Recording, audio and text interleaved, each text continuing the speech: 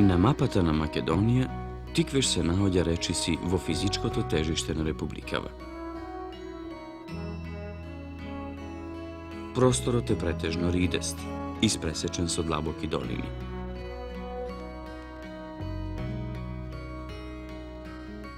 Плодоносните рамници се јавуваат долж речните теченија, особено при утоката на Црна река во Вардар. Благата, изменета медитеранска клима представува своевиден белег на овој питом крај. Но тоа што природата го одредила како карактеристика на Тиквешијата, историјата не го почитувала.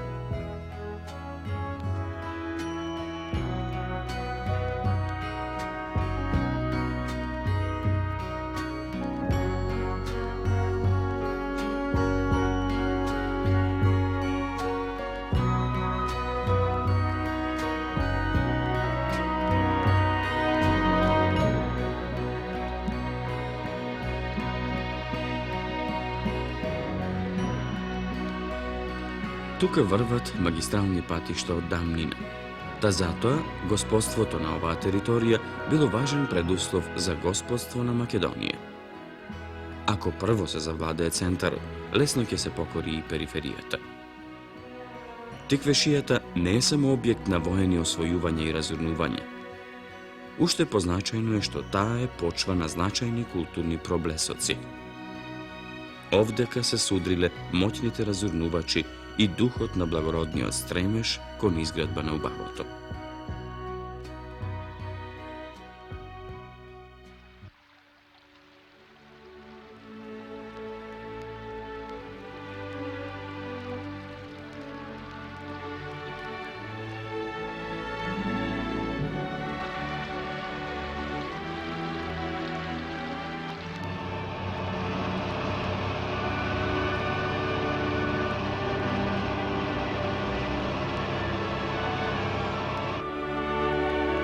Свети Ѓорѓи Полошки е без сомнение крупна звезда во културната галаксија, плод на оние што работеле само прегорно за да ја овековечат тајната на убавината. Сега се наоѓа крај Тиквешкото езеро во непосредна близина на Кавадарци. Меѓутоа, до пред 2 децении, пред појавата на акумулацијата, кон црквата водел змијулест пат низ живописните предели по течението на Црна. Денес постои единствен начин да се стигне до Свети Ѓорѓи, со помош на чум, по не секогаш спокојните езерски води.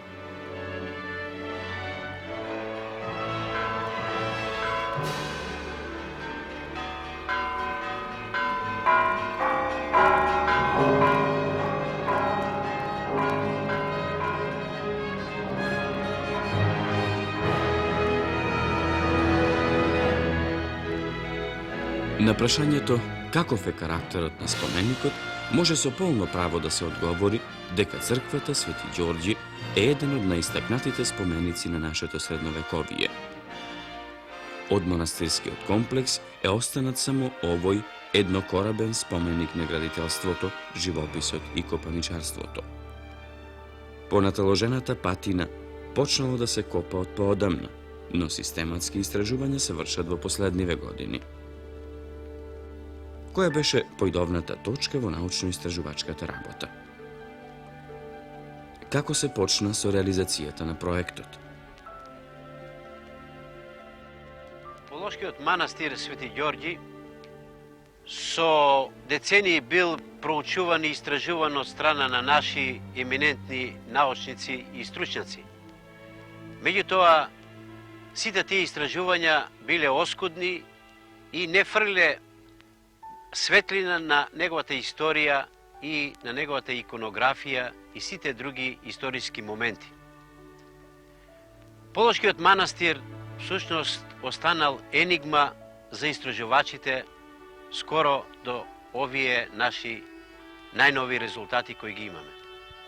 Останале тајанствени личностите историски кои се поврзани со повелбата на кралот Душан, кој зборува за дарувањето на имотите на овој манастир, за да бидат дадени на манастирот Хиландар на Света Гора, и во таа повелба исто така станува збор за гробот, односно за погребувањето на неговиот роднина Драгошин во оваа манастирска црква.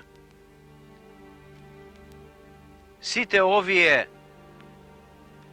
елементи кои треба да бидат предмет на истражувања беа и причина да се дојде до барањето за реализирање на научниот проект за Полошкиот манастир.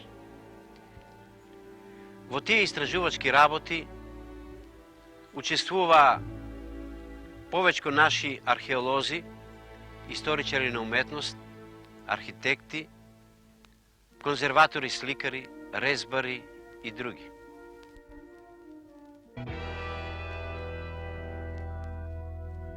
Нека чекор по чекор ја откриеме велелепноста на Свети Ѓорѓе.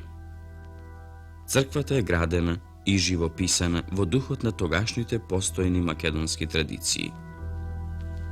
Таа е еднокорабна, скромна по димензии базилика, поделена на 3 травеи.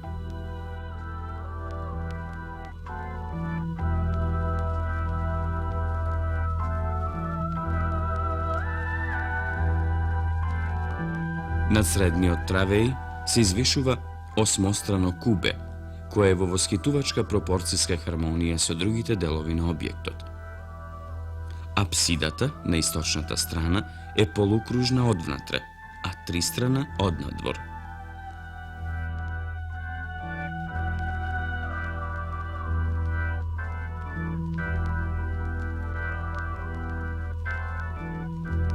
Градителите биле скромни во употребата на градежниот материјал, камен и тула, но поседувале извонредно богата мечта во играта на нивното компонирање.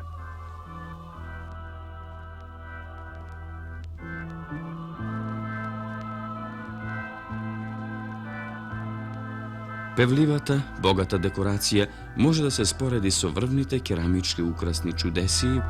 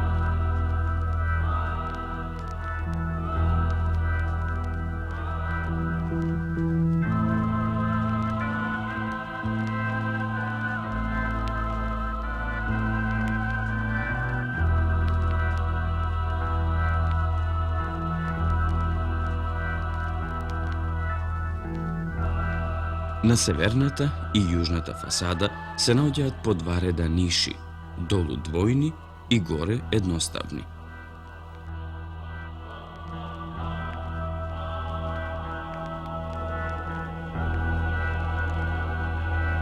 Малиот број прозорски отвори дозволува да навлезе тесен сноп сончева светлина, која разлеана низ темјановиот чад и помешана со треперењето на свеките, го маѓепсувала гледачот, приковувајќи му го погледот врз исликаните ѕидни површини и иконостасот. Во почетокот на 17-тиот век, на западната страна од храмот бил дограден мал предпростор, денешниот нартекс. За падот на квалитетот на градењето сведочат зидовите на нартексот. Тулите и каменот се значително погрубо изработени. На 3 фасадни страни се јавуваат големи плитки полукружни ниши.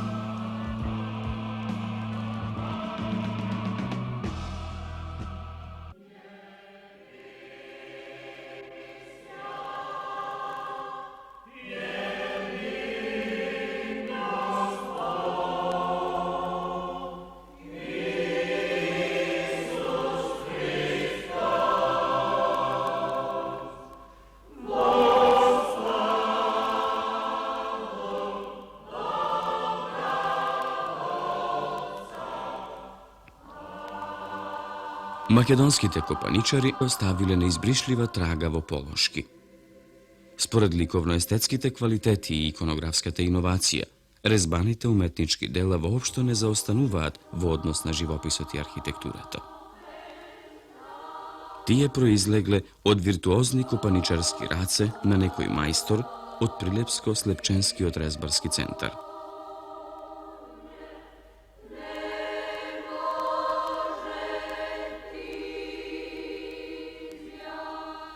Монументалниот крст на распетието импресионира со изразната сила.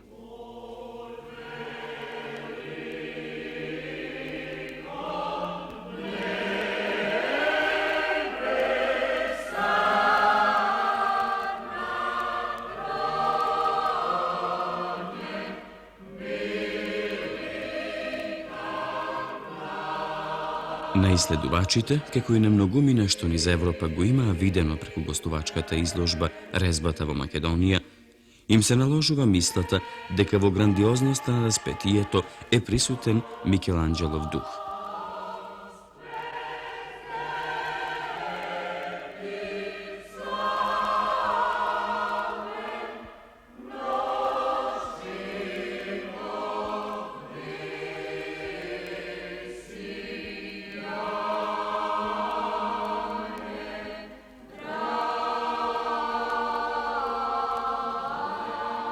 Во 16-тиот век, нашите православни цркви добиле нов декоративен елемент на иконостасот – монументално распетие.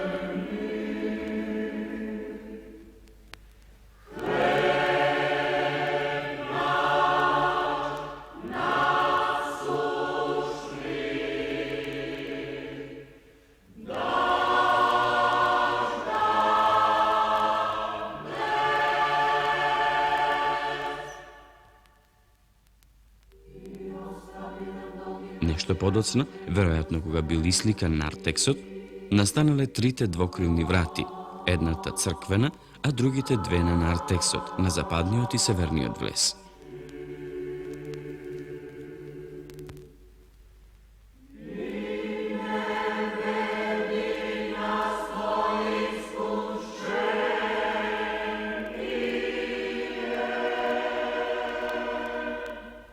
Како декоративна целина и конструктивно, вратите се разликуваат од основните шеми на Прилепско-Слепченската резбарска школа. Тие се одделуваат според цврста, хомогена конструкција, но затоа пак не нудат особена инвентивност во изборот на декоративните елементи.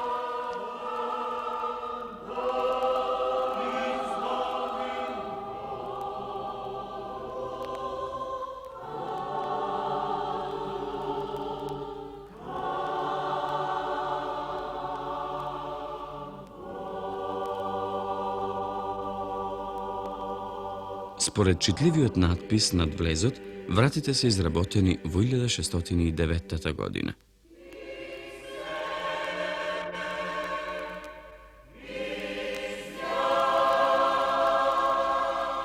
Зачуваниот иконостас пак е од подоцнежен датум.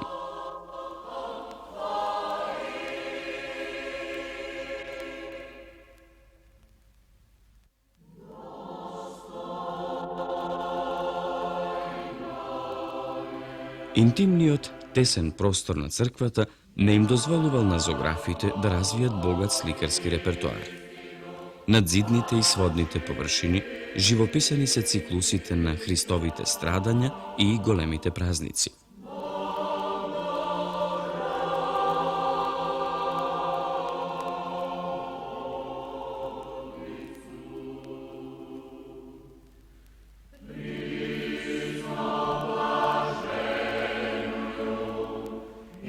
Praise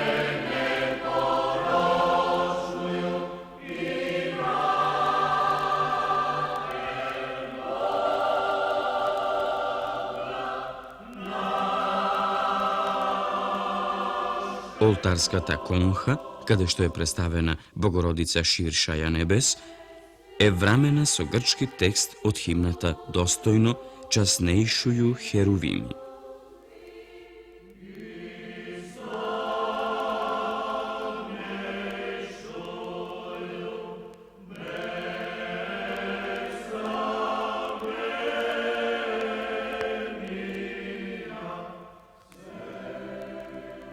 Западниот зид по правило е наменет за Богородичното успение. Во полошки на сценава Христос ја прима душата на Марија, љубејки ја.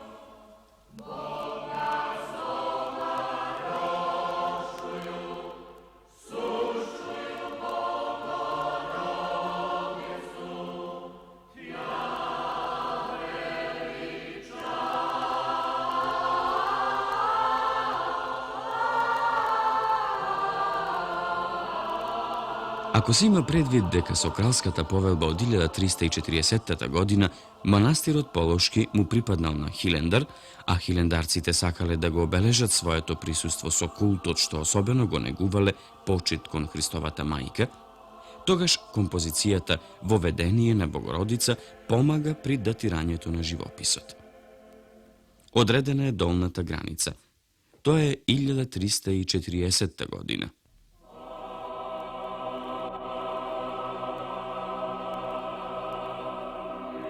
Втора необичност се јавува во композицијата Христово распетие, поставена наспроти Воведението. Соопштувањето идеи преку диаметрална поврзаност во случајов Воведението и распетието бил начин кој лесно го читале и разбирале луѓето од византискиот свет на 14. век.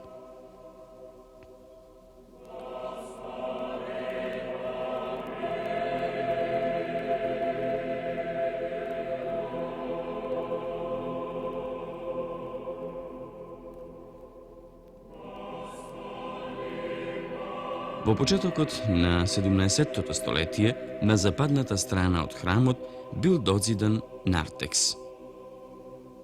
Сликарот што работел на источниот зид, предходно западната фасада на црквата, за да ги предаде сцените од животот на патронот Свети Ѓорѓи, морал да ги покрие фреските од 14. век. Така, живописецот не ни пречувствувал дека за денешните проучувачи ќе биде едно од најпровокативните прашања, именно тоа што останало покриено под фреските настанати во 1608 година. Току што завршеното раслојување даде дефинитивен одговор на старата енигма. Под вештото раководство на искусниот конзерватор, академскиот сликар Ѓорѓе Ѓорѓиевски, се покажа раскошно сликарство, настанато речиси 3 столетија пред фреските од горниот слој. Благодарение на високото стручно ниво на конзерваторската екипа, а по извршените хемиски, минералошки и петрографски анализи од технологот инженер Тепи Станишева, сложените потешкоти при раслојувањето беа безпрекорно совладани.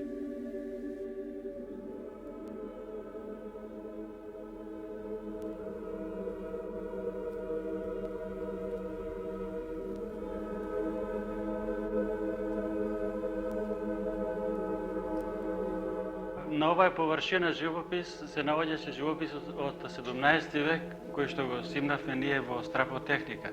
Пред отпочнувањето на симнувањето на тој живопис, направена е анализа на техниката на старите мајстори, анализа на состојбата и фотодокументација, како и документација, техничка во цртеж. Осем раслојувањето, екипата работеше и на дочистување на ретуши од 19 век, како што се, например, премази врз живописот од 17 век. Исто така симнувавме варови наслаги, како и соли наталожени врз живописот. Направивме и превентивна заштита на стариот живопис со опшивање, китирање и нектирање на истиот. Бисерите на средновековното сликарство блескаат со собствениот изворно чист колорит. Минатото доживеа преродба. Затрупаното богатство изнурка од темните талози на дневна светлина. Разбирлива е општата радост од сознанието дека со колективен напор на истражувачите завртевме една страница од историјата прикована за зидовите на црквата и дека творбите на големите мајстори од средновековието ќе го продолжат својот живот. Што значат меѓутоа во ликовно-естетски поглед и каква историска заднина кријат во себе новооткриените фрески?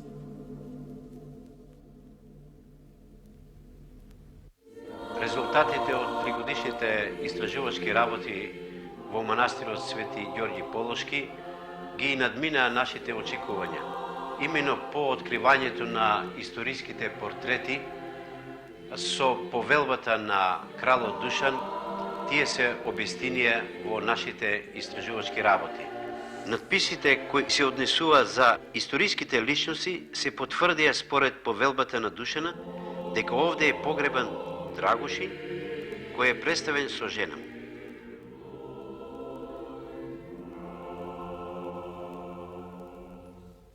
Од друга страна, од големо значење е откривањето на ктиторскиот портрет, имено станува збор дека деспотицата Марија, мајката на покојниот Драгошин, е ктитор на манастирската црква Свети Ѓорѓи Полошки, која е насликана со моделот на црквата и облечена во монашка облека.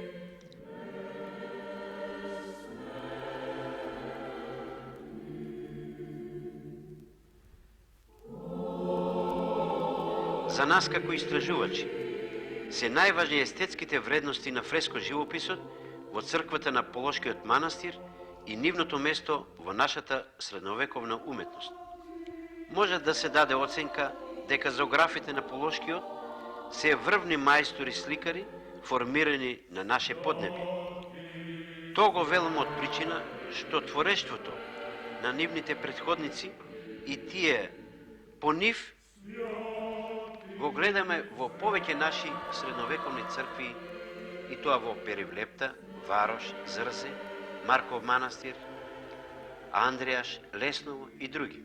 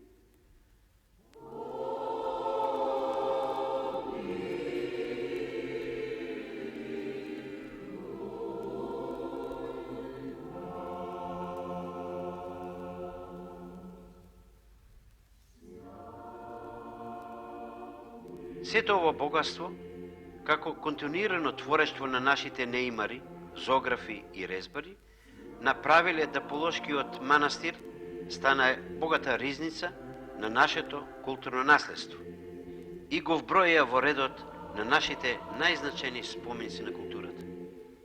Понатамошните истражувачки работи, кои треба да уследат во идната година, по симнувањето на овај надпис, очекуваме и нови резултати.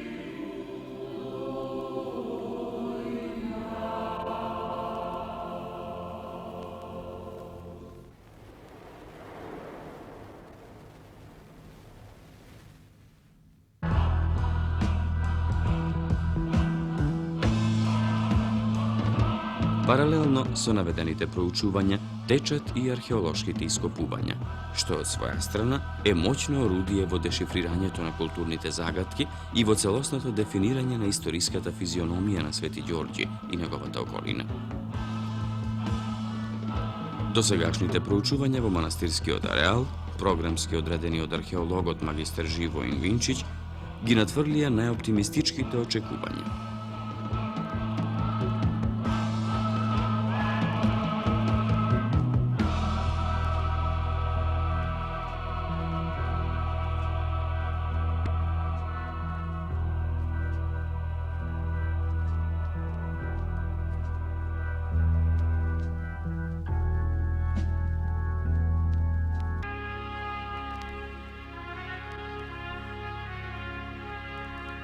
програма на истражувачки работи во областа на археологија во рамките на научно-истражувачкиот проект Свети Ѓорѓи Полошки, концепиран е во 3 точки, и тоа прва точка опфаќа истражувања во внатрешноста на црквата. Второ, во незината непосредна околина, и трето, во поширокиот регион. Што се односува во првата точка, откриени се само бројни монашки гробови, меѓутоа годинава имавме среќа да најдеме на гробна конструкција која е конструктивно врзана со самата црква и како што се гледа и овде е пробивана заради качкосување, што се позитивни индикатори дека сме стварно на трага на гробот на Драгушина, што ќе се со понатамошни истражувања утврди.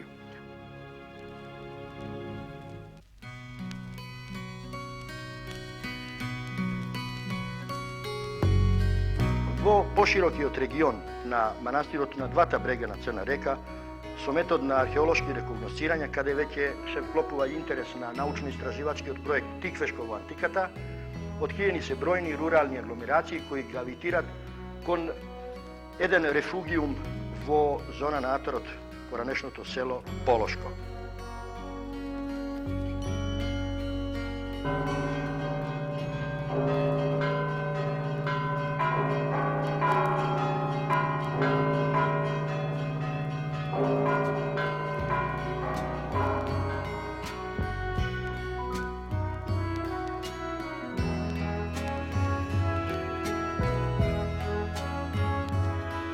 Епилогот на научно-истражувачките работи во Свети Ѓорѓе Полошки се уште не е напишан. Некои загатки веќе се решени, но за опстојна и целосна презентација на споменикот предстојат подробни научни анализи.